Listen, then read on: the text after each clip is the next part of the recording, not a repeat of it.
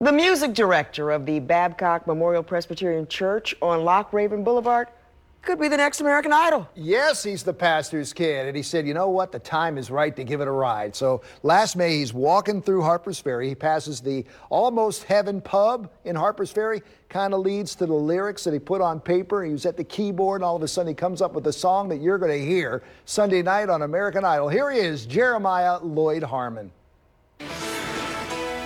Say your eyes on me now, loving you can lean on me, love I can live. The first time I remember singing was probably when I was 4 years old in church with my mom. Now he's all grown up at 26 with a shot at superstardom. Music is my way of processing my emotional experiences, my relationships. A relationship that also started in the YMCA in Catonsville when he threw a 5x8 index card with scratched out lyrics with his name and number on it to a guy who was bench pressing. Oh my God, I write music too, and John went to a small school in Indiana, and every day he'd run into the college president's secretary, Miss Zana. Well, here we are years later, and he's in Jeremiah's Catonsville basement during the night Ellicott City flooded. he was pulling out all these pictures that they were drawing in the basement from their house, right? And he pulled this picture out, and he was like, oh, this is me when I was like 5 years old with my Aunt Zana.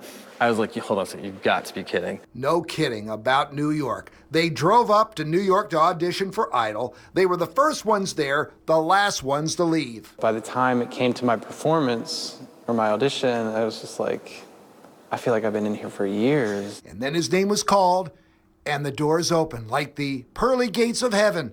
But Peter wasn't there. But Luke, Lionel, and Katie were. I'm not even sure what I'm thinking because everything just speeds up all of a sudden. Like my heart rate is just like, you know. He introduced himself as the pastor's kid from Grace Bible Baptist Church in Catonsville. And I told him that I was a janitor. At the time, I was working as a janitor at my dad's church. Quick connection with Katy Perry because she too's a pastor's kid. So he locked the world out and he hit the keys to his song, Almost Heaven.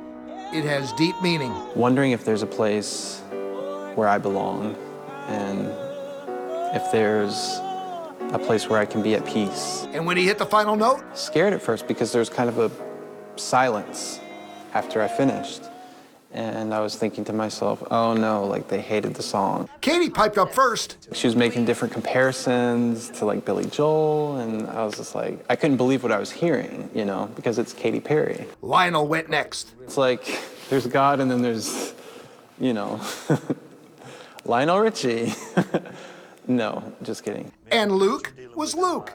And what about the 13th disciple? I was as nervous to meet Ryan Seacrest as any of the other ones. Like, I'm pretty sure I fumbled over my words. Oh, I can lift you higher. Oh, and it was In the Bible, Jeremiah was a prophet. Well, this Jeremiah is using his words to tell his own story. No matter who you are or what orientation you have, that you belong and that you're worthy of love and belonging just like anyone else. Oh, it was almost heaven. Yes, this definitely changed my life. Do you think God's watching? Yeah, I think God's watching. I'll make room for you. I'm telling you, everybody, Good. Jeremiah is going to be the next, I am convinced.